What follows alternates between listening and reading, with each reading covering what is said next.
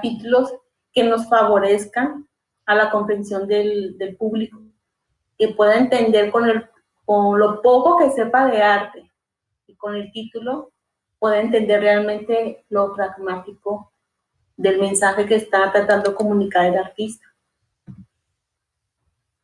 Dice, los 3 ámbitos en lo creativo pueden producir las imágenes retóricas. Recuerden las imágenes retóricas que ya hemos visto, que son las metáforas, la metonimia, la prosopopeya, el calambur, la alegoría, zeugma, elipsis, epanadiclosis, hipérbole, etc. Dice que lo verbal, que tiene que ver con los signos simbólicos, y esto tiene que ver con las imágenes, los signos icónicos. Obviamente que eso tiene que haber siempre una relación entre el lenguaje que estoy aplicando con mi discurso, con la imagen que estoy aplicando. Siempre hay que ser congruentes. Esto a su vez, el signo pictórico dice que está subdividido en 2 partes, ¿no? Que tenemos el signo pictórico y el signo plástico. El pictórico es prácticamente lo matérico de la pintura, pues la esencia del acrílico mismo o el óleo mismo o la acuarela, la materia. Y el signo plástico es el que está ordenado de forma determinada la imagen que estamos plasmando, o sea, el signo icónico, el cual es referido desde la noción de parecido cuando estamos haciendo un retrato, un paisaje, o una botella, algo que nos interviene con lo que estamos representando para poder que el público entienda nuestro mensaje. Aquí tenemos lo que es prácticamente el signo plástico, que lo estoy manejando como son círculos, las texturas, o manejar lo que es, por ejemplo, lo abstracto, que realmente no estoy poniendo signos icónicos, sino más bien plásticos, para que la persona en su saber, en su entender, pueda a lo mejor generar imágenes mentales que le hace recordar, que le hace sentir, pero no enfocarnos tanto en las imágenes icónicas, sino más bien en el signo plástico para poder llegar a lo que es el público. Y aquí está la representación de Kandinsky, creo que es una obra muy, muy conocida de él, pero también nos remonta a cómo con la geometría también puedo jugar con ella y poder representar alguna propuesta, algún sentimiento o pensamiento, etc. Y aquí en el signo icónico dice, posee algunas propiedades del objeto representado. A este respecto, el retrato de una persona es icónico hasta cierto punto, porque la tela pintada no tiene la textura de la piel y la facultad de hablar y moverse que tiene la persona cuyo retrato representa.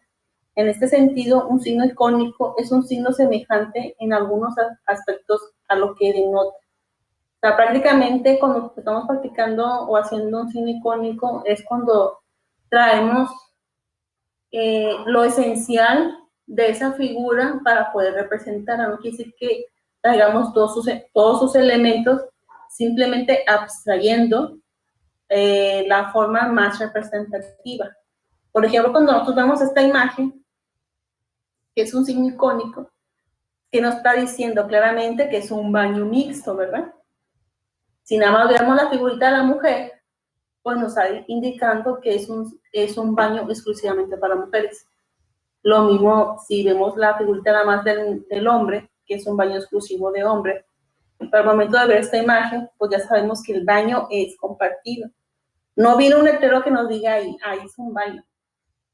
Pero es una imagen que todo el mundo conoce, porque ya es un mensaje implícito, pues, que decimos, es un baño compartido. Y esto, pues, obviamente que tiene que ver con la marca, y es una representación tal cual de la manzana. ¿Sí se entiende?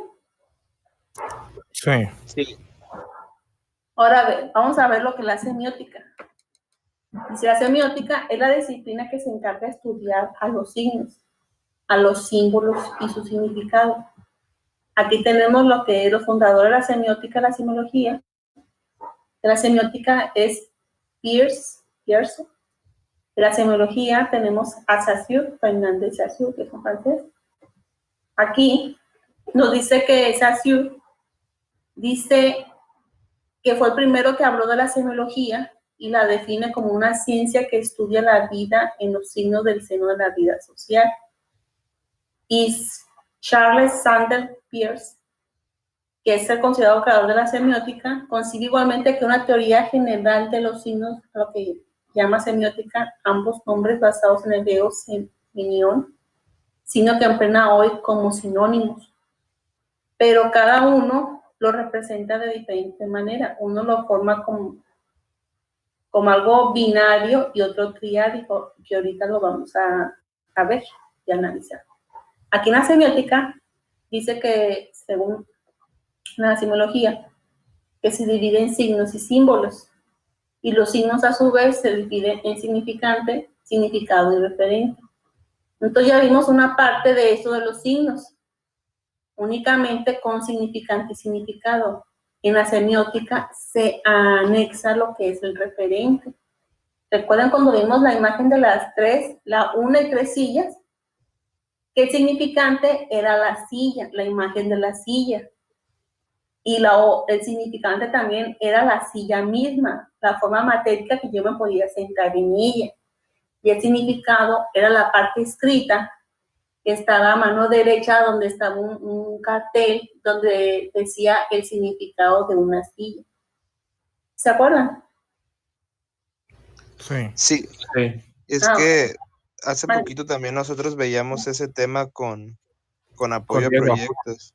Sí, nos tocó a nosotros exponerlo y a como pude entenderlo, la semiótica trata de estudiar mediante la sintaxis, la pragmática y la semántica, todo lo que es no solamente la organización de una frase, sino lo que ésta significa. Pues en ese sentido, con el significante y el significado, la obra de las sillas, pues tiene eso, o sea, a primera vista sí, son sillas, pero sin el significado, sin esta descripción escrita, pues eso podría ser una obra, o sea, ¿qué es esta obra? Entonces, todo esto es un conjunto, pues la semiótica es algo que vemos a diario, pero que realmente no sabemos que lo estamos aplicando.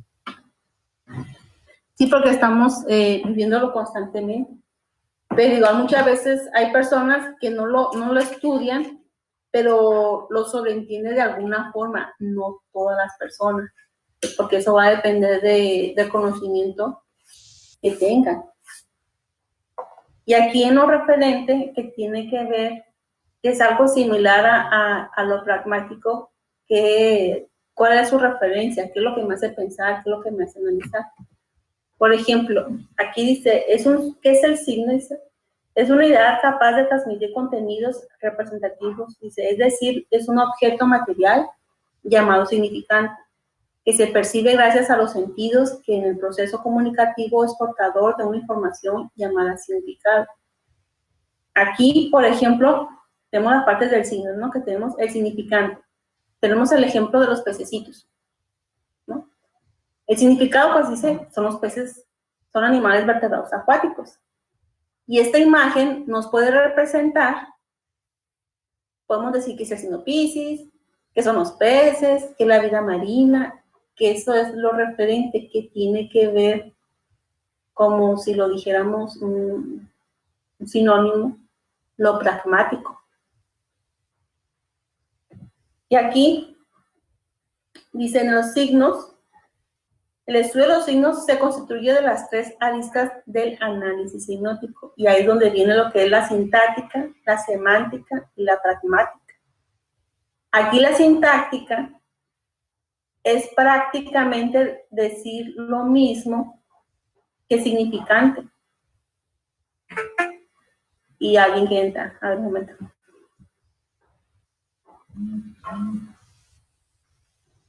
Ya. Y cuando yo hablo de la semántica, es lo mismo que decir significado. Y la pragmática es lo mismo que decir referente. Dice, la sintáctica estudia el signo según la forma percibida, es el significante. Dice, o sea, el signo propiamente dicho como entidad física, que es lo que veo, si veo un punto, si veo un color rojo, si veo una silla, si veo un candelabro, lo que veo. Y la semántica, o sea, el significado, estudia la forma en que el significado se encuentra conectado con el significador, o sea, hace lo sintáctico. O sea, la relación entre la forma y lo que... Mande. Que escuché la voz. Y la pragmática dice, estudia la relación entre tales signos y los contextos o circunstancias en que los usuarios usan tales signos. Pero aquí lo pragmático es prácticamente, es decir, lo referente, cómo lo vas a explicar tú, qué es lo que vas a entender, y eso lo vas a entender dependiendo de tu conocimiento. Por ejemplo, en esta imagen, tiene que ver con lo sintáctico. Aquí, ¿qué es lo que veo nada más? Dos naranjas, unas manzanas, dos manzanas rojas, una verde. Únicamente la forma, hasta ahí. Porque dice, la sintáctica se establece a través de las relaciones del orden entre los elementos compositivos, el objeto, los cuales genera una lectura integral del objeto. O sea, nada más es lo que percibimos. Pero, por ejemplo, aquí, en la semántica, está el objeto, pero ya le damos un significado, que es lo que parece. ¿Qué me quiere decir? Por ejemplo, aquí tenemos unas obras, por ejemplo, los platos que tienen forma de taquito. Y yo lo agarro y lo palpo y sí, tiene así como forma de taco. Y lo expreso de esa manera, porque lo entiendo que es en esa forma. Pero no pragmático. Es algo mucho más complejo. O sea, un mismo objeto puede tener diferentes significados. Y eso lo va a entender cada persona según lo que conozca. Porque decir, mira, esta imagen se parece a esto. No, esta imagen me quiere decir esto. Va a decir otro grupo, no, esa imagen está hablando de eso. Entonces lo pragmático ya va, cuál va a ser la conexión de la imagen, cuál va a ser su significado y qué es lo que me quiere decir. Por ejemplo, si yo tengo una granada, si la pongo cerca de una culebra por ahí, ya me va a significar algo. ¿Por qué? Porque la culebra podemos decir que, por ejemplo, es el Ouroboros, que tenga que ver con eternidad, con el infierno, digamos de alguna manera, ¿no? Si recordamos la granada, era el fruto que decían que era el fruto de los muertos. Si tú comías la granada, era como la muerte ya en sí, como que ya no existía ya ni ahí, pues. Pero, por ejemplo, si esa misma granada, yo la pongo, digamos, en la última cena por ahí, la granada tiene otro significado. Entonces lo pragmático ya va a cambiar. El referente no va a ser lo mismo. El signo, que sería la granada, el significado y el referente, dependiendo cómo se ha acomodado con otros elementos, va a cambiar. Entonces la granada, ahí lo que significa es la iglesia, es la fe en un Dios. Porque ustedes abren la granada, van a ver muchas semillitas. Esas semillitas representan la fe del cristiano en visto de diferentes formas. Y se supone que todos adoramos a un solo Dios, que algunos lo llaman Alá, que otros lo llaman Jesús, que otros lo llaman Jehová, etcétera, etcétera. Entonces, cada elemento que pongamos, según dónde lo pongamos, va a tener un significado. No quiere decir que el mismo elemento vaya a significar lo mismo en donde lo ponga y como lo ponga, porque dependiendo de cómo está acompañado y cómo lo ponga y cómo va a ser dispuesto, va a ser lo pragmático y va a ser el mensaje que voy a enviar a mi espectador. Por eso por eso hay autores que dicen que la forma es más importante que el significado. Pero ahí tiene que ver que dejes claro el mensaje con la forma, pues, porque el significado es algo que no lo vas a escribir, el significado tú lo debes de conocer como público, pues. Por eso debe quedar en cierta forma lo sintáctico claramente bien establecido. Porque ya ve que hay autores que dicen que la forma es más importante porque la forma es inmovible, o sea, no hay un cambio, pero en el significado puede cambiar de acuerdo al contexto social, de acuerdo a la época. Entonces, hay artistas y escritores que mencionan que la forma es más importante, pues que la misma significado de la obra. Pues sí, como mencionas, eso va a cambiar según el contexto y la época de cómo lo estás aplicando.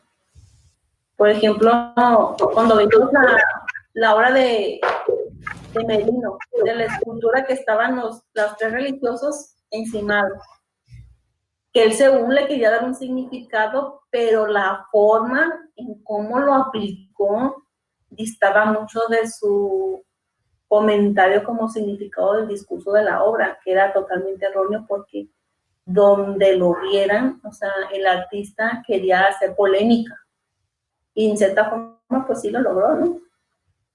Yo conozco también un símbolo, el símbolo, por ejemplo, de la esvástica, el de los nazis.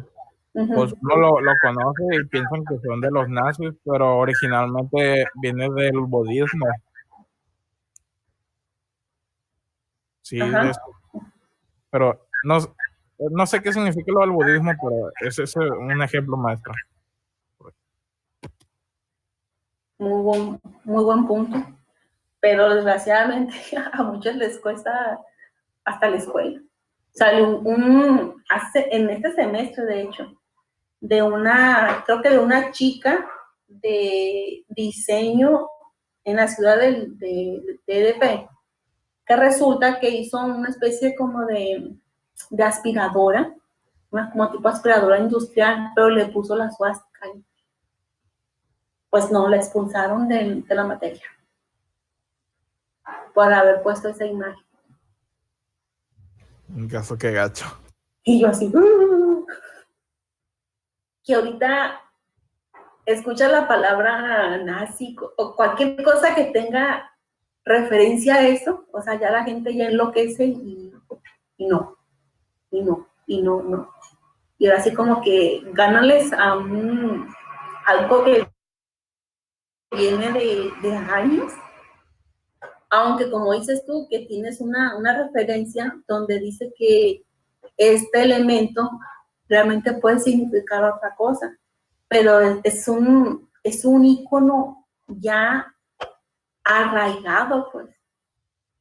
Ya vemos la imagen. Al odio, al racismo. Lo vemos y rápidamente. Por ejemplo, también un caso así que no recuerdo bien cómo se pone la mano, pero supuestamente una posición de los dedos que significa como supremacía blanca, algo así. No sé si ustedes se lo sepan. No sé, pero también conozco el símbolo de amor y paz, así como lo conocemos. Si lo pones así de esa forma en Japón o en Corea del Sur, por allá, significa otra cosa. Ya estamos lo pragmático, ¿no?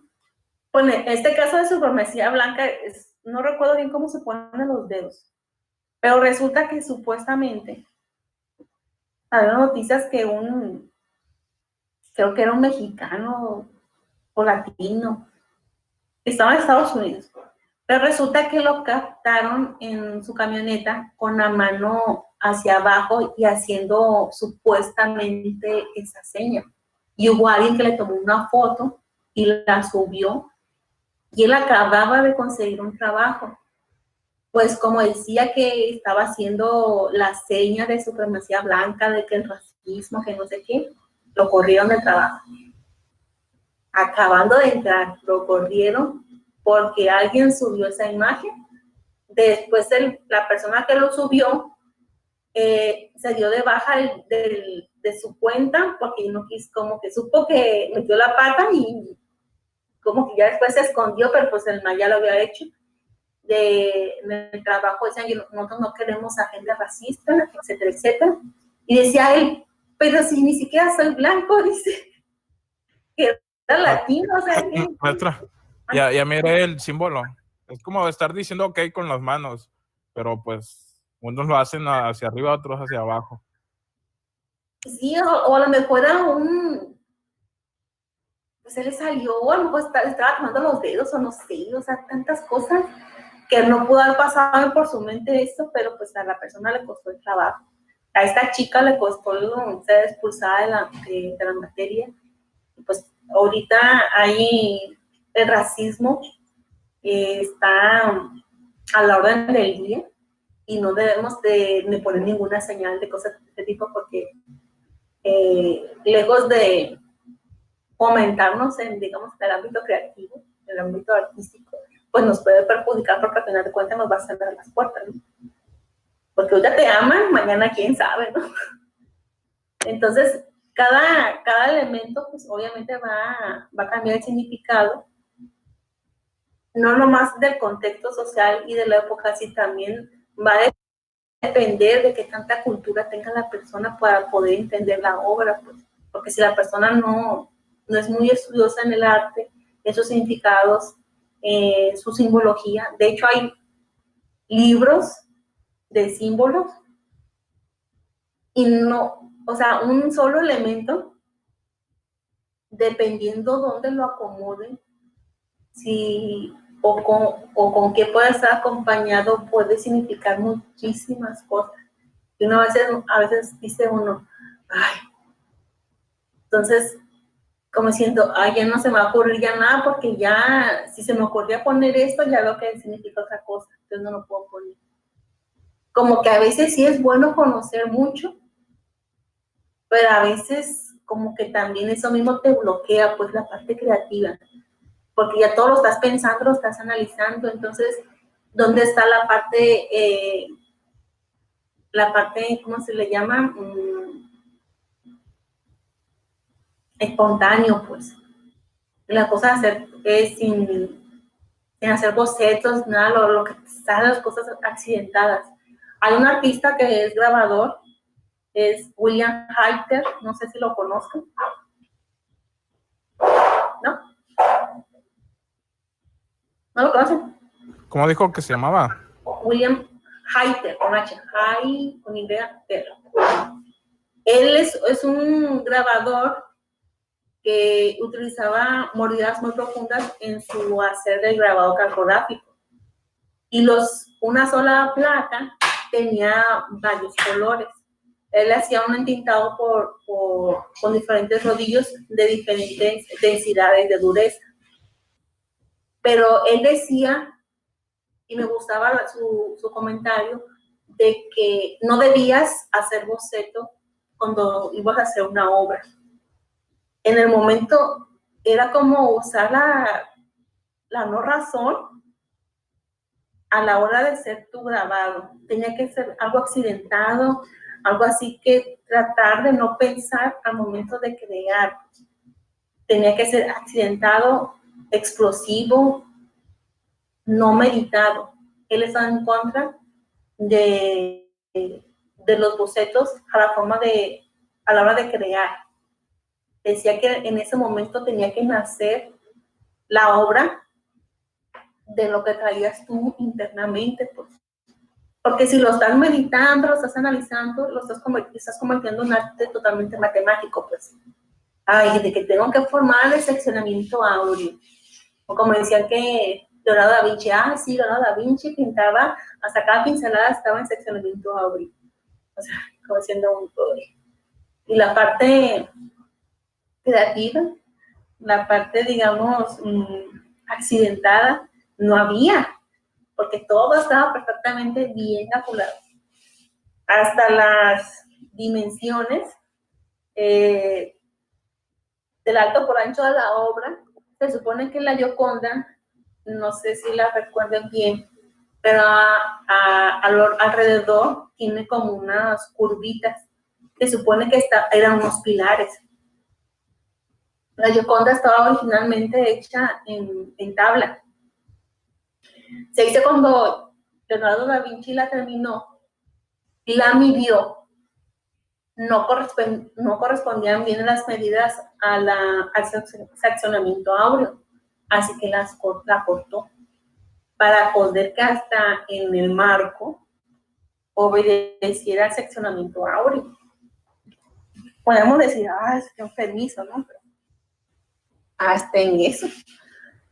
Pero ya eso va en el Renacimiento. Recuerden que la perspectiva, pues obviamente estaba a la orden del día. El seccionamiento áureo, de cómo acomodar las cosas, era la matemática, pues. Y ahorita prácticamente está reinando lo que es el concepto, el proceso de acción y creación de la obra, el no hacerla tan meticulosa. Algunos ven muy mal todavía lo que es el hiperrealismo. Eso va a depender del gusto, obviamente, de cada persona. Pero en algo que sí nos queda claro a todos, dependiendo cómo lo veas el arte, es que cada obra debe llevar un contenido.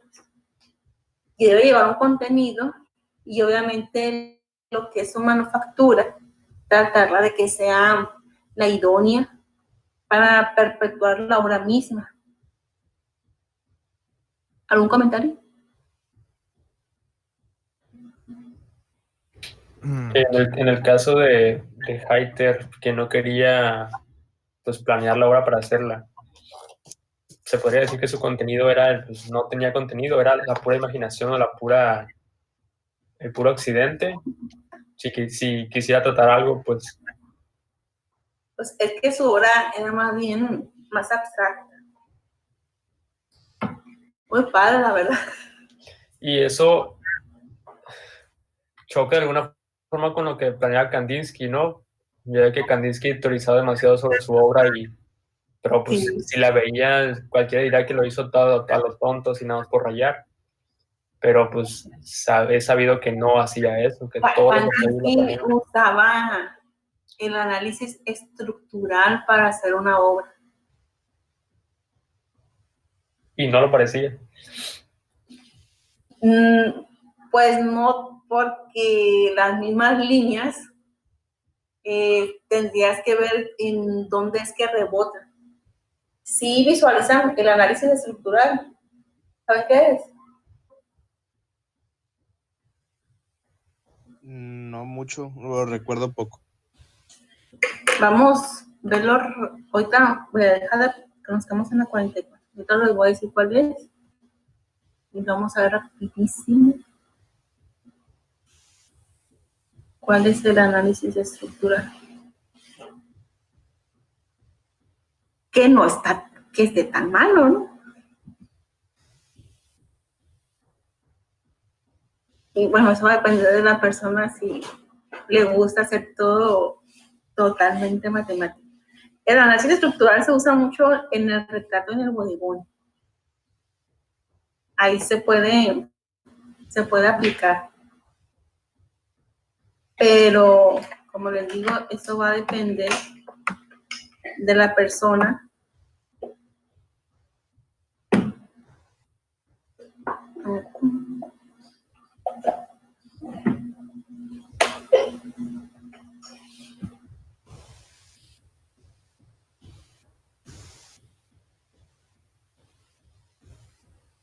¿Ya la ven?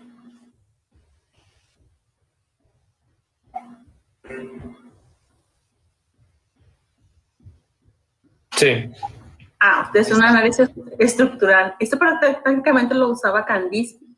Por ejemplo, que aquí pone una figurita, acá otro punto de una figurita, algún triangulito, otro punto por acá. O sea, las mismas líneas va a generar líneas, pues. Entonces, por ejemplo, si esta persona, a lo mejor, el cuadernillo, a lo mejor lo tenía más arriba. pero obedeciendo las reglas para poder que todo quedara mejor acomodadito. Entonces, si no, mejor le bajo poquito. Lo puedo ir moviendo. Y siempre son los mismos puntos. Eso, por ejemplo, vas a sacar, aquí es un poquito más tarde, vas a medir de aquí a acá y lo vas a multiplicar por 0.618 y vas a ubicar el seccionamiento áureo. Entonces vas a medir de aquí a acá y sacas un punto. Y luego de aquí a acá y sacas otro punto. Lo mismo vas a medir de lo alto y lo vas a multiplicar por 0.618 y vas a medirlo de aquí a acá. Y luego de arriba hacia abajo. Y vas a obtener el gatito del seccionamiento áureo. ¿Usted cómo considera ese método? ¿Lo ve necesario? Pues... ¿O hay maneras más fáciles de componer? Si lo quieres hacer muy... Dependiendo, pues. Si lo quieres hacer muy abstracto, me voy con Halter. Si quieres acomodar un retrato o algo así académico, sí, tienes que irte a obedecer las reglas de la matemática. Porque, por ejemplo, imagínate que esta figura me que vamos acá. O igual esta figura, recordando que la parte posterior tiene que ser más chica que la parte de donde está dirigida los ojos, pues. O que lo había puesto la figura más para acá. Va a parecer como si se fuera a salir. O sea, hay cosas que ya están establecidas, pues. Pero mientras les voy a poner el ejemplo de Halter, que es la fórmula matemática, ¿no? Pero Halter era más espontáneo, pues. Y en cierta manera, pues, tiene trabajos muy agradables, porque no era de que, ay, que estaba pensando, que el seccionamiento hable, que no es que esté mal, ¿no? Pero llegó un momento como, es un poquito cansado. A mi punto de vista, ¿no? A lo mejor hay personas que sí dicen que todo ahí les encanta lo meticuloso y todo eso, ¿no? Pero preferiría de vez en cuando liberarme de esas ataduras que tienen que ver con lo académico, pues. No es que esté en contra de lo académico, pero a veces sí cansa, en cierta forma, porque te quita la parte creativa, pues. Me dice cuando se vea.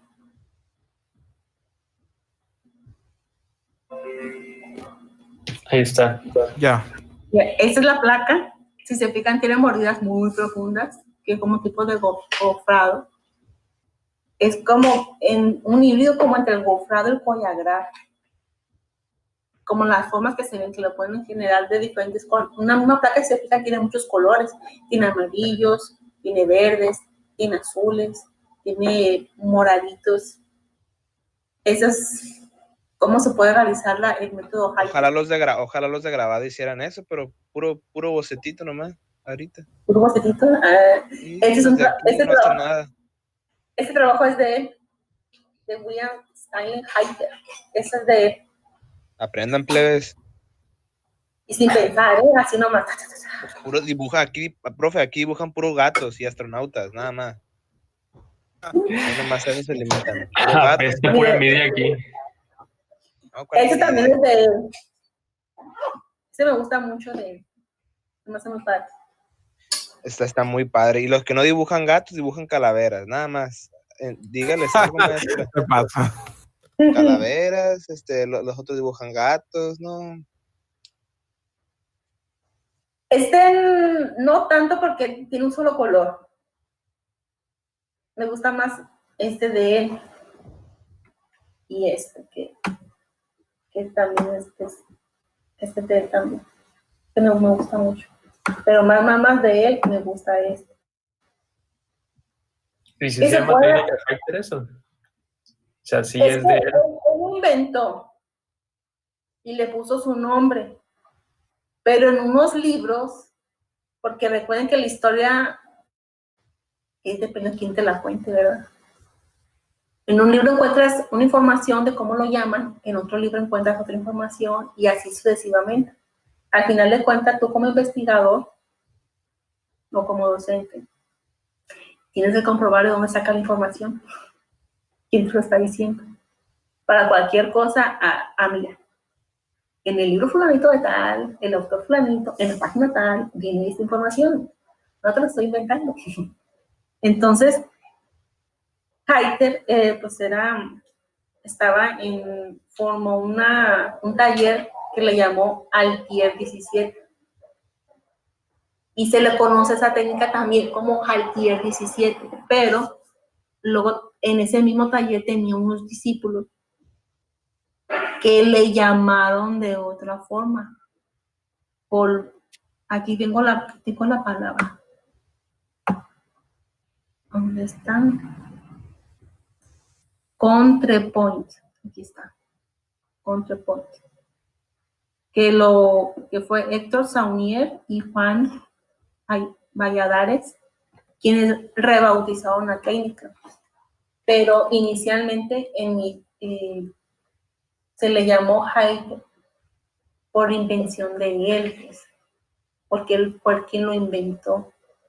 Como digo, hay otros que lo manejan como Altier 17 y otros lo conocen como Contrepoint.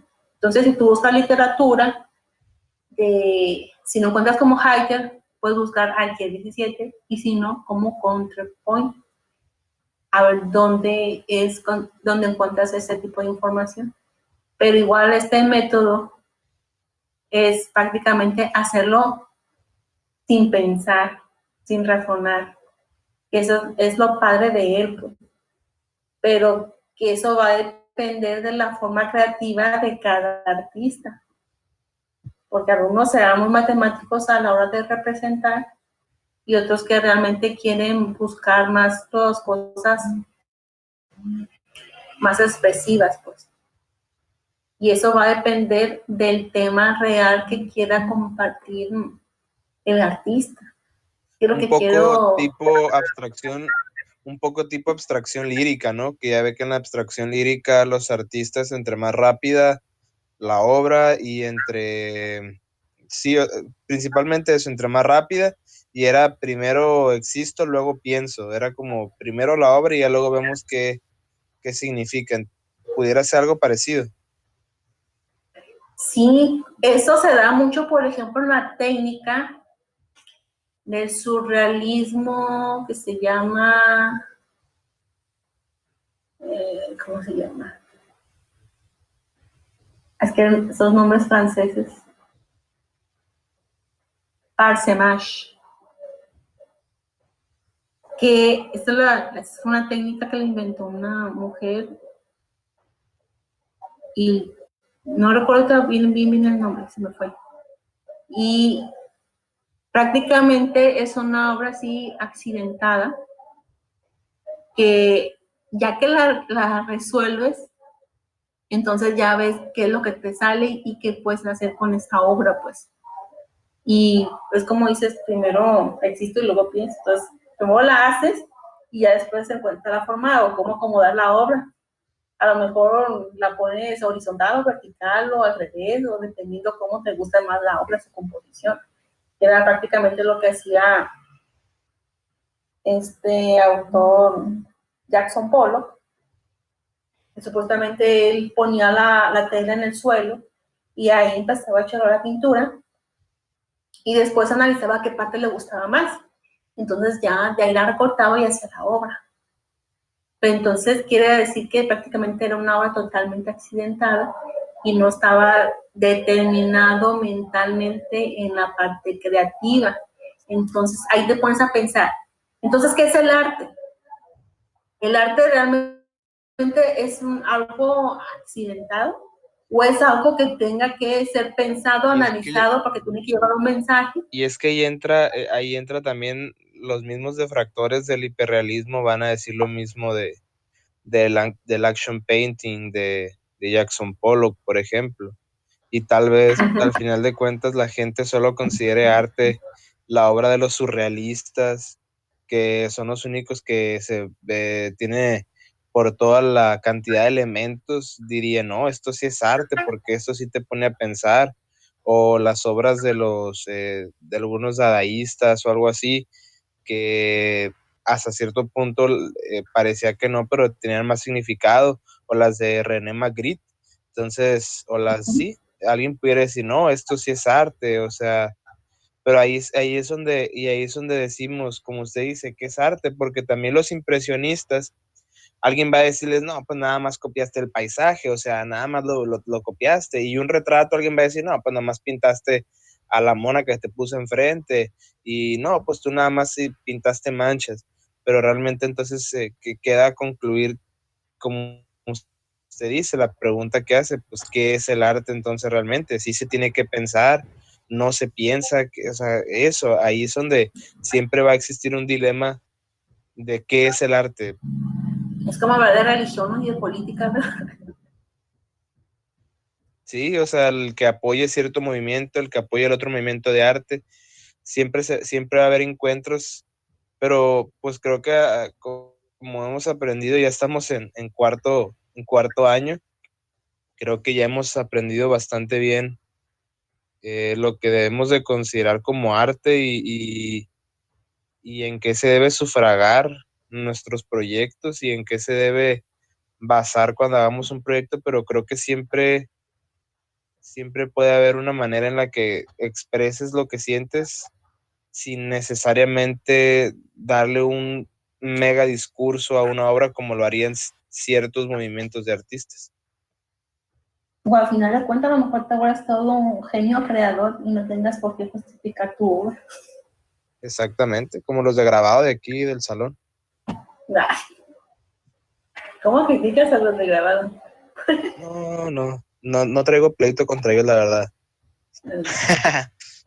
¿Tú qué estás, en pintura o en En pintura, efectivamente la mejor especialidad. No. Tú dijiste que la mejor especialidad es escultura, por eso te ibas a venir con nosotros.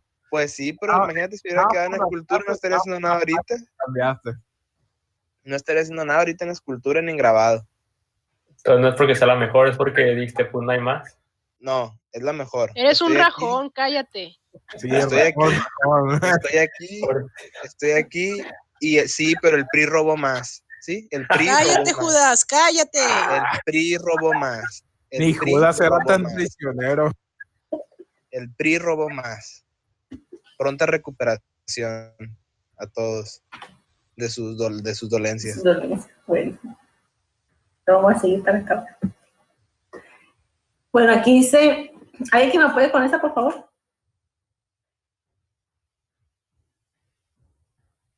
Yo. Dice, básicamente existen dos ópticas o concepciones del signo. Primera, una binaria, diádica. Según Saussure, quien define el signo lingüístico como la unidad mínima a partir de la cual es posible la comunicación. Este se compone de un significante y un significado, donde ambas dimensiones se hacen necesarias para la existencia del signo lingüístico.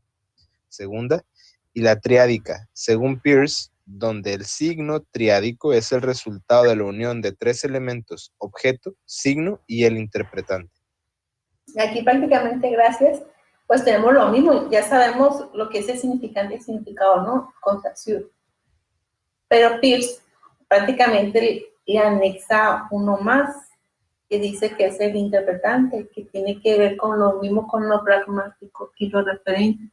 Le pueden cambiar lo que es la palabra, pero prácticamente va a significar lo mismo. Pues.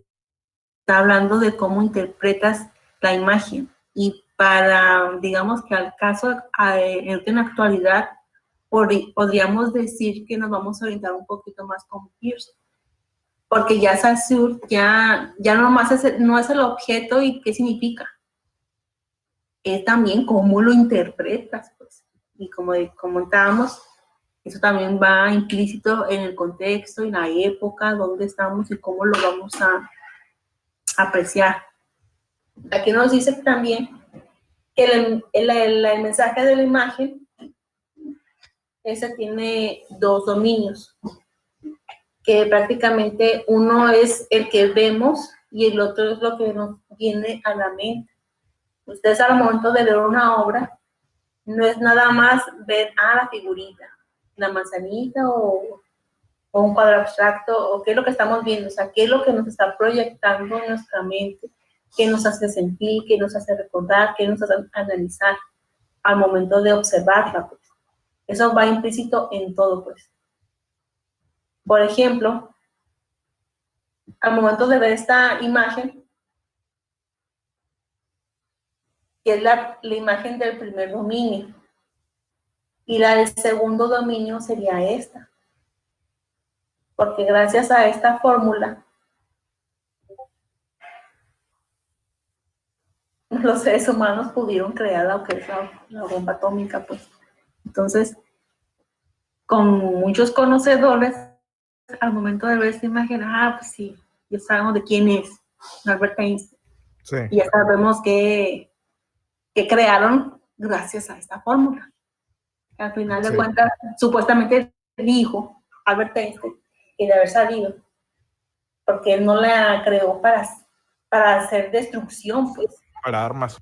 Para armas, no la creó para eso, pero a veces somos tan destructores, destruimos todo lo que tocamos, y que le buscaron, entre comillas, pues, para ellos el mejor uso a esa fórmula, pues, como algo tan pequeñito, puedes multiplicar la potencia a 1000, pues, como quien dice. Entonces, ya recordemos a través de la historia cómo fue atacado Hiroshima, fueron 2 bombas que cayeron en Japón que destruyeron en prácticamente lo que es el pueblo, más no el espíritu. Se dice que cuando sucedió esto, como muchas partes estaban con radiación, hicieron separación de la gente. Es decir, los que iban a trabajar, los que iban a hacer limpieza, no eran los jóvenes, era la gente más anciana. Porque los mismos japoneses sacrificaron a los más grandes, como se iban a enfermar, iban a agarrar radiación, no quería que su Japón terminara de morir. Entonces a los más jóvenes los retiraron y a la gente más grande trabajaba. Porque como ellos iban a absorber esa radiación para generar la limpieza. Pues. Entonces, de hecho, maestra, Albert Einstein, una de las razones por la cual se alejó de Alemania fue esa, porque era muy conocido y pues sus amigos científicos también hicieron armas para los alemanes. Por esa razón él se fue de Alemania también. Una de las razones también. Sí, pero ya ves que ahorita se supone que se firmó un tratado de no creación de armas nucleares, pero lo siguen haciendo y siguen haciendo pruebas. No, obviamente de hecho, México, a pesar de que, porque sabemos, ¿no? Y sin sarcasmo, claro, México es capaz, se retiró, dijo él, yo no quiero crear armas, porque de que lo puede hacer, porque... México no tiene armas nucleares, pero sí tiene plantas nucleares. Creo que tiene una. Claro. Si no tenemos refinadoras de petróleo, pues imagínate de plantas nucleares para hacer armas nucleares, no, hombre. De hecho, México es pacifista. México. De hecho, ya me olvidó lo que iba a decir por lo que me dijo. Ya me olvidó. Prosiga, maestra. Me olvidó. Bien, dejándose vacilar, México es muy capaz y muy competente, pero desgraciadamente lo que le hace falta es visión. O muchas veces hay un caso de... Ya acordé. A ver, dilo. Es que se supone que los países tienen como un tratado para no armas nucleares y armas químicas. Sin embargo, lo que se usan en las marchas y todo eso, el lacrimógeno está considerado como arma química. Entonces, ¿por qué en la guerra se prohíbe eso, pero en las marchas sí las tiran esas? Así de injusto el gobierno también. Muy buena pregunta. pero quién sabe. Luego las políticas son muy extrañas. Así como el arte, ¿no? Que te dicen que tienes que hacer eso, a la vez te dicen que no. Y al final, supuestamente debes desaprender todo lo aprendido para poder crear. Entonces, diría uno, entonces, ¿para qué uno estudia? Y tengo que desaprender todo lo aprendido para poder crear, para poder ser yo y no ser un imitador. Es como para volverse loco con tantas cosas, ¿no? Dice, una imagen se da siempre como un todo, por construcción, por algo que lo estamos aplicando cuando es algo un poquito más académico, o por convención, que tiene una significación global, o es decir, un efecto de marco. Se abarca elementos diferenciados por la percepción sobre la base de su imposición, una especie de resonancia con las experiencias anteriores de objetos que tienen formas de relación comparables y de su relieve. Aquí prácticamente nosotros al momento de crear una obra debemos estar convencidos claramente por qué la quiero hacer, a qué público va dirigido, qué es lo que quiero transmitir, cuál va a ser mi reflexión en mi obra, y checar poner elementos que sean lo suficiente claro para que lo pragmático no se vaya a desvirtuar mucho y no vayan a entender diferentes mensajes, porque si no el objetivo no va a ser cumplido, porque qué es lo que quiero que entienda la gente, qué quiero lo que transmitir al final de todo, ¿no? Dice, los juicios perceptuales reagrupan los efectos de los estímulos visuales surgidos de la imagen, de modo que lo conveniente de una colección de objetos de experiencias planos y coloreados, siendo cada uno un signo clasificable. Aquí cualquier signo que yo voy a aplicar debe ser percibido claramente en mi contexto social, porque pues, obviamente la obra, ahorita la que estoy haciendo, va a ser expuesta en este medio, pero cuando yo, por ejemplo, voy a exponer fuera, yo debo, para poder elaborar un discurso, debo tener claro lo que es el argumento, qué es lo que quiero hacer y cómo lo quiero hacer, qué relación tiene en el lugar donde voy a exponer y con la obra que quiero implementar, y qué es lo que quiero, cuál es la percepción visual que va a tener mi espectador. Para este punto, Gabriel Orozco realizó la DS en 1993. En esta obra, se supone que el carro no camina, se supone. Sabemos, este carro, muy famoso, agarró un carro, lo dividió, y esto prácticamente lo catapultó a la fama. O sea, y era famoso, pero por eso se hizo más famoso. ¿Ustedes por qué creen que esta obra fue muy importante para Gabriel Orozco? Esta obra la expuso en Francia.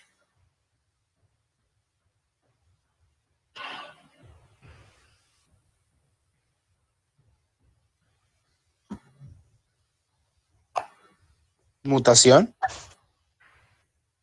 No, otra.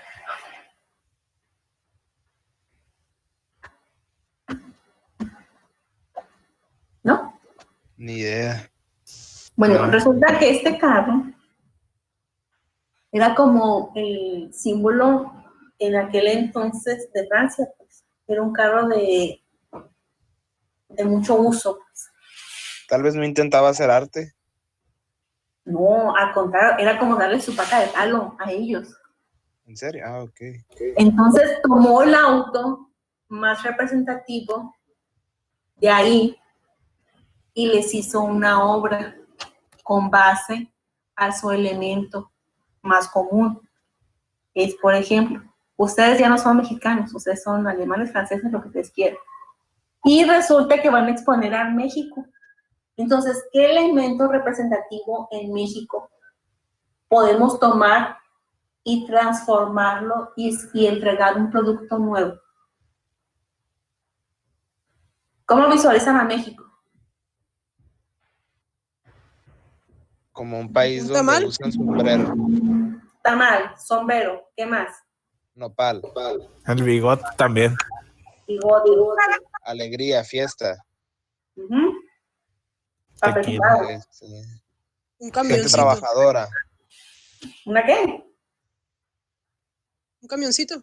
Cañoncito, ¿qué El más? bocho se usaba también mucho aquí. Sí, pero como el gente, bocho es es alemán, alemán, el alemán. gente trabajadora, Podemos meter el folclor de las telas bordadas. Ahora de bien, los, El papel con picado. el papel picado.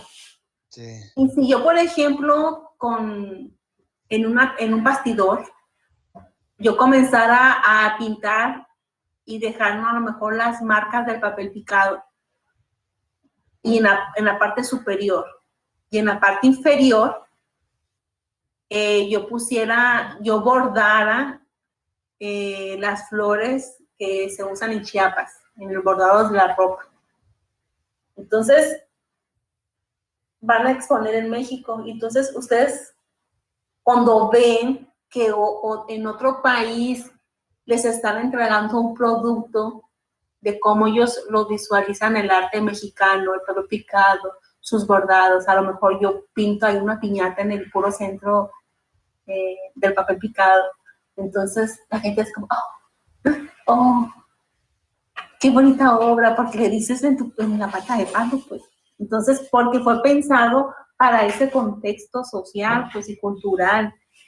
Pues de México, colores, piñata, papel picado, no sé, una calaverita por ahí a lo mejor, o sea, qué sé yo. Entonces, buscar elementos representativos de esa zona para que pueda ser apropiado. Entonces, imagínate que es una bienal y entregas esa obra, pues ya, como quien dice, estás haciendo la barba al jurado, pues.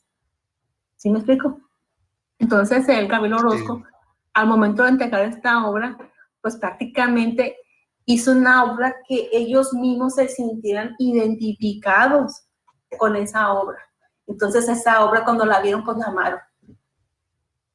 No pudieron hacer otra cosa más que amar el producto, pues. Porque les entregó un algo que representaba en ese momento a su país, pues.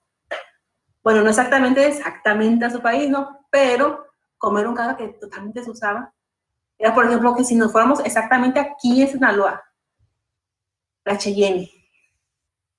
O la itálica. Itálica, ándale. Me acordé de un meme, pero bueno. Una itálica en moto, ¿no? O una Cheyenne. Que son las camionetas que identifican digamos, a Sinaloa. Entonces, si tú pudieras tener una Cheyenne que pudieras modificar y entregar un producto como diciendo, acá tengo a Sinaloa, una Cheyenne tal vez en forma de moto, o qué sé yo, o contarla así como chiquita como la que hizo Gabriel Orozco. Ya entregarías un producto, digamos, representativo de Sinaloa, pues. Entonces, porque fueras a exponer exclusivamente en Sinaloa, pues. Es buscar productos, dependiendo de donde vayas a exponer, que hay que lo pragmático no vaya a cambiar. Entonces el pueblo asimila bien la imagen que están representando y el significado no va a cambiar. Entonces hacen suyo el producto. Por eso lo alaban más. ¿Sí me expliqué? ¿Comentarios? sí, de hecho creo que sí es cierto, sí es muy típico que pase ese tipo de cosas en ciertos eventos en los cuales, como usted dijo, se intenta comprar al jurado, pues les das como un poco de lo que ellos quieren y pues obviamente ya con eso tienen para, tal vez no ganador, pero sí ya estás en la mente de ellos. Entonces, creo que sí se da mucho, sí se da, el ejemplo que usted puso es perfecto, como cuando usted intenta aquí en México, por ejemplo, vender una obra con rasgos mexicanos, es más fácil que la compren. que una pintura que tal vez tenga rasgos orientales. más, sí, orientales, o no que tenga, sí, orientales, pero cualquier cosa que no sea mexicana es como, ay, no le entiendo a eso, o sea, es como, está muy difícil eso que dibujaste. Dibújame una Frida Kahlo, píntame una Frida Kahlo para ponerla ahí en mi cuarto. Son cosas con las que ellos se sienten identificados, pues. En la sala, ¿no? En la sala, una Frida Kahlo ahí de colores. Ándale. Pues como para todo, pues también tiene que verlo con la publicidad y la mercadotecnia, pues, o sea, que un pintor no acaba nomás con que ya hiciste la obra, pues. Ahorita un pintor, es por ejemplo, la historia de aquella mujer que le gustaba hacer pasteles. Hacía pasteles tan buenos que vendió muchos pasteles. Y después empezó a vender cafecitos, después, pues que el desayuno, que la comida, y se convirtió en Panamá, el restaurante de la cadena que conocemos. Comenzó haciendo pasteles. No, ¿cuándo iba a pensar ella que se iba a volver empresaria? Por el gusto del chef, pues, del repostero, de hacer pasteles. Terminó haciendo una cadena de restaurantes muy grande. El trabajo de ustedes, olvídense, que vaya a acabar en hacer una pintura, una escultura, un grabado, un dibujo. No. Tienen que pensar como Gabriela Orozco, buscar más la mercadotecnia, porque no nomás no es hacer la obra, es cómo vender mi obra. Porque al final de cuentas yo tengo que buscar un mercado que me esté dando solamente para comer. A lo mejor no estoy vendiendo mucha obra, pero pues mínimamente que me conozcan qué estoy haciendo. Entonces tengo que pensar cómo la voy a publicitar, a dónde voy a ir, con qué tipos de jurados me voy a contactar, con qué tipo de público voy a llegar, qué tipo de obra le tengo que entregar. O sea, tengo que pensar en muchas cosas para poder sobresalir en este medio, porque estamos en medio prácticamente de un mar de tiburones. Porque a pesar de que somos pocos los que salimos en cada generación, el arte es muy celoso, el medio del arte es muy celoso. Entonces, que muchas veces ven un artista bueno y como que ya el otro le está echando tierra, no me gusta cómo pinta, no sé qué, mil cosas. Pero tenemos que pensar en estrategias que podemos utilizar para mejorar nuestra imagen como artista, como grabador, pintor, etcétera. Y obviamente pues también buscar obra para poder vender, generar páginas que nos faciliten para dar a conocer nuestro trabajo. O sea, prácticamente, dice, el artista contemporáneo vive en una burbuja. Y es la manera como estamos nosotros, o sea, como desconectados del exterior. Es pensar de que, sí, vamos a salir de la escuela, terminar y ¿qué vamos a hacer? Entonces, si yo expongo con mi obra y todo, ¿y qué vamos a decir? Si el público no lo entiende, a lo mejor es porque no le gusta, o no entiende porque no sabe, o sea, o no le gusta por qué. Yo tengo que pensar en muchas cosas como estrategia. Es algo un poquito como mercadotecnia, porque no nomás su obra, su quehacer artístico para culminar al momento de entregar la obra.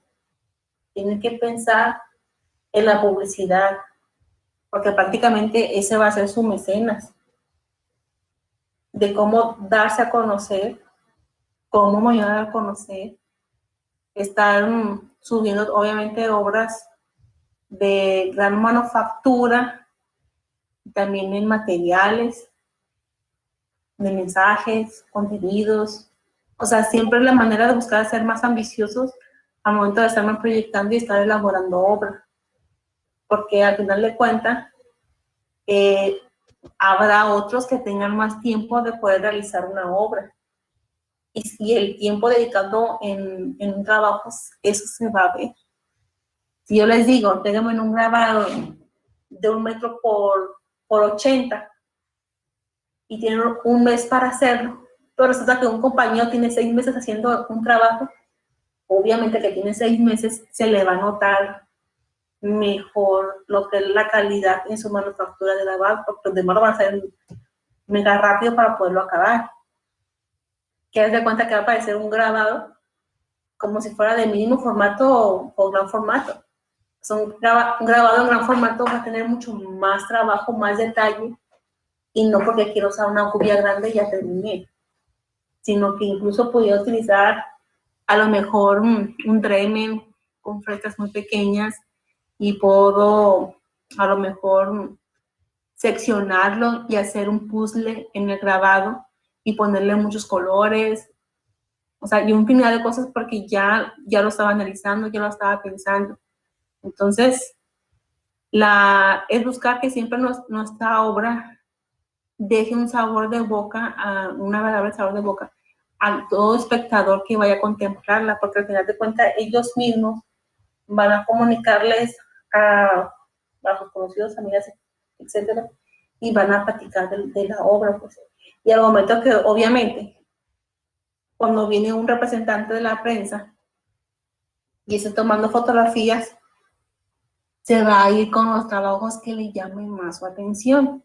Entonces, cada obra que hagamos, tratemos de hacerla como ser el protagonista de la exposición, meterle todo ese cariño, todo ese apego, todo lo que podamos darle a esa obra, pues para que esa obra misma cobre vida. ¿Dudas? ¿Comentarios? Todo bien. Gracias. Gracias. Les voy a proyectar el ejemplo. Eso ya se lo subí a plataforma. A ver, un momento.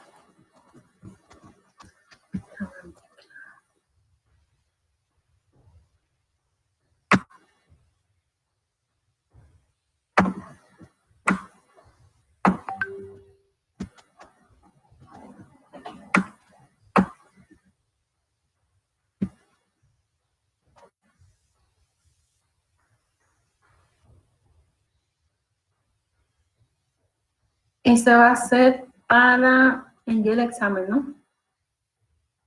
Pero pues si se apuran, lo pueden terminar este viernes para que ya se ocupen y tengan un mes completo de vacaciones. Yay. A ver, ¿qué? No me dejó abrir. Me dice cuando se ve la pantalla. Ahí está. ¿Ven el trabajo en Word? Sí. Ah, ok. Bueno, pues ese lo van a descargar, ¿no? Aquí van a poner el tema de su discurso, su nombre y la fecha, ¿no? Esa va a ser la primera. Aquí, en esta zona, van a poner la imagen de su obra, ¿no? En la parte superior izquierda, la obra. Y en la parte superior derecha van a poner la ficha técnica, que va a decir el autor, el título, medidas, año y avalúo de la ¿Qué es obra. carátula? La portada, la que pasamos ahorita. Ah, ok. Esta es la carátula. Sí. Ahí después que ya hayamos puesto,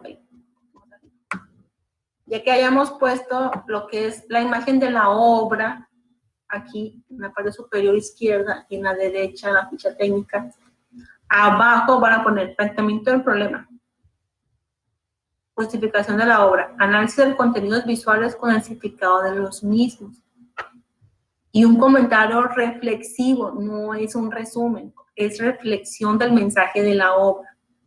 Todo esto lo van a hacer en letra Arial número 12, interlineado 1.5, justificado.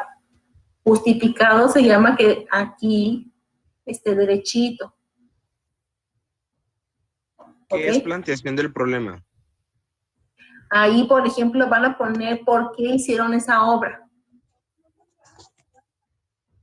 ¿Qué es lo que te determinó o qué pensaste que por qué era conveniente hacer esa obra? Porque esta obra a lo mejor estamos viviendo, por ejemplo, una imagen que me viene a la mente, es una obra que me entregaron, que arriba es una máscara de oxígeno, ¿no? Me lo entregaron en la mañana. Y abajo, la misma manguerita de tanque de oxígeno, abajo se convierte en una soga. O sea, tenemos, por ejemplo, lo que es la armonía de la imagen, pero también tenemos de oposición o antítesis en esta imagen, donde esta obra está hablando de cómo puede ser una muerte asistida, pues. ¿Cuál es el planteamiento del problema de esta obra? De que muchas personas no tienen el poder de poder hacer, de quitarse la vida. Porque al final de cuentas, se supone, que es un poquito contradictorio, no puedes matar a alguien.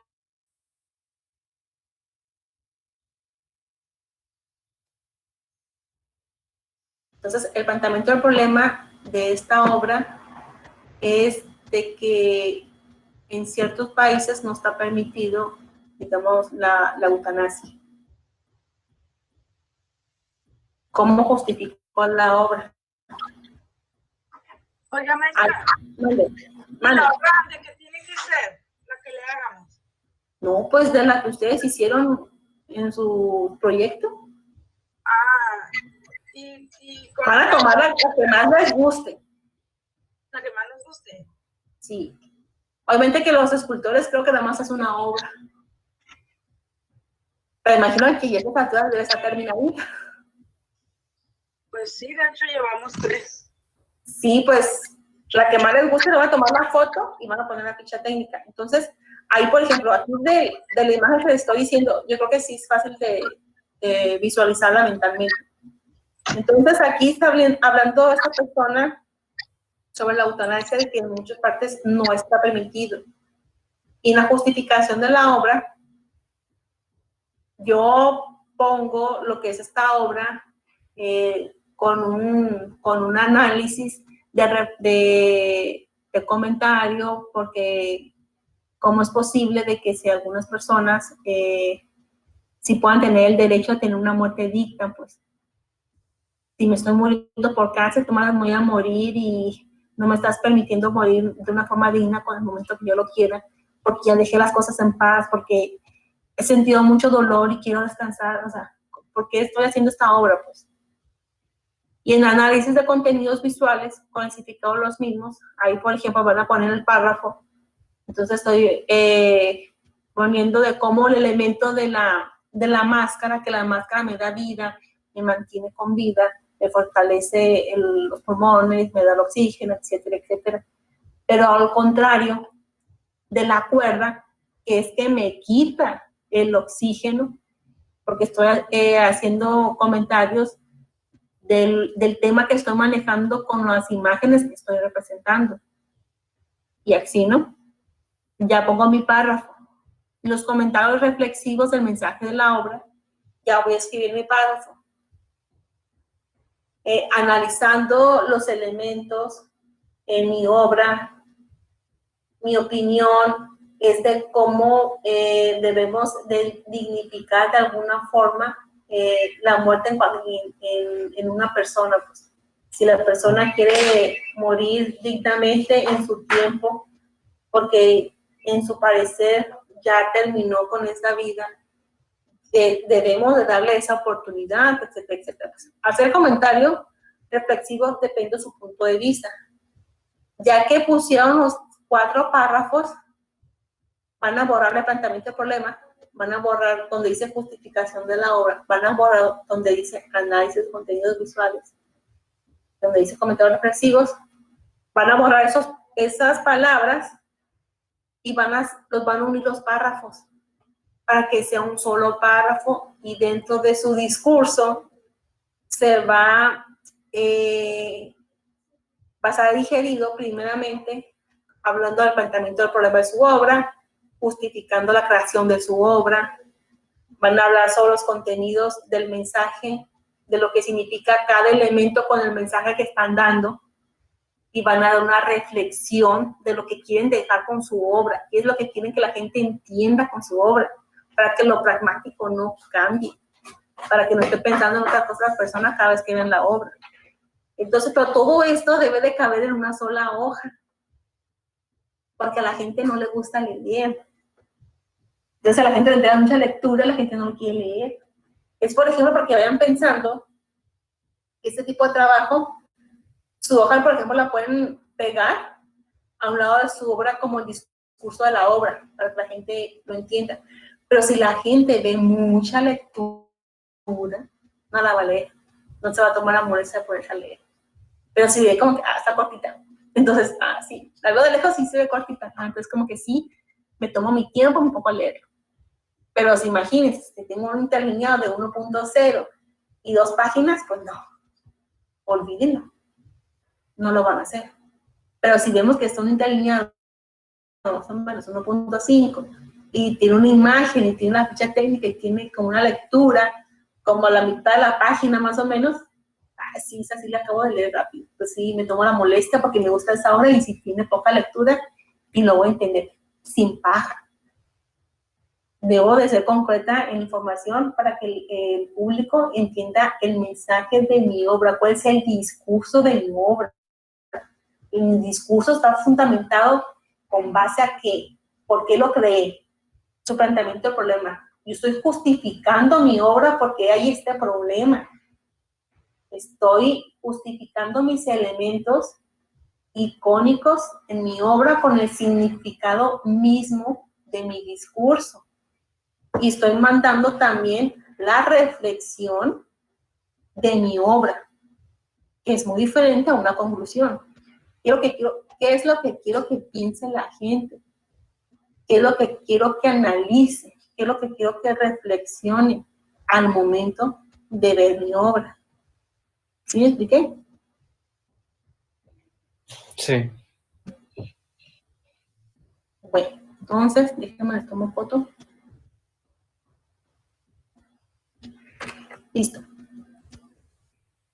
Entonces, este trabajo me lo van a entregar el día del examen de aplicaciones de los discursos, pero si se apuran para estar este viernes, pues ya tienen un mes de vacaciones. ¿Vale? Sale, vale. Bueno. Oiga, maestra. Mande. ¿Y sobre los otros resúmenes? Hay los dos no. El tercero y el cuarto no, por favor.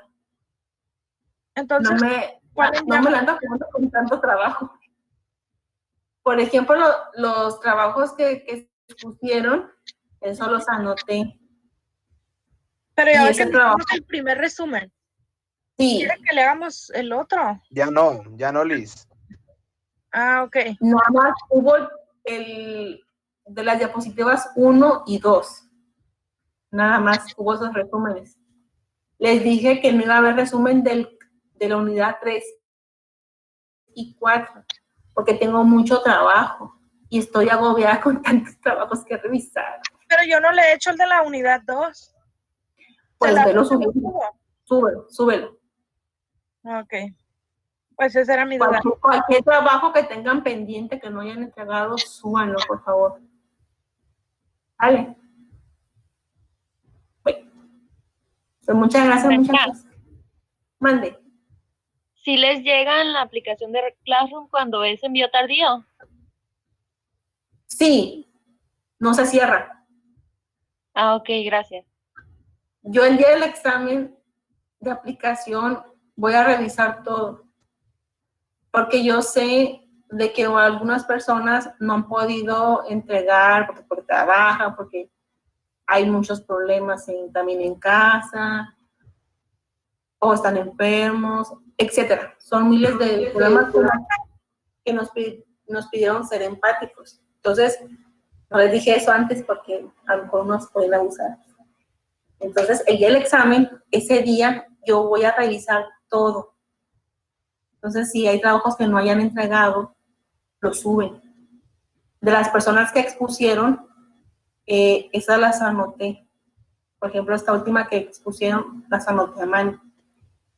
Y esas yo las voy a subir, no es necesidad que las suban. Pero si esas personas, el día de la exposición, no presentaron el trabajo, lo pueden subir.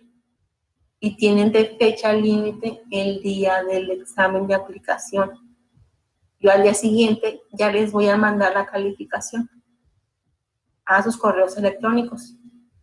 ¿Ok? ¿Vale? Sí, gracias. Vale, que pasen muy bonita tarde. ¿Vale? Igualmente. Igualmente. Maestro. Que descansen. Bye. Chao, chao.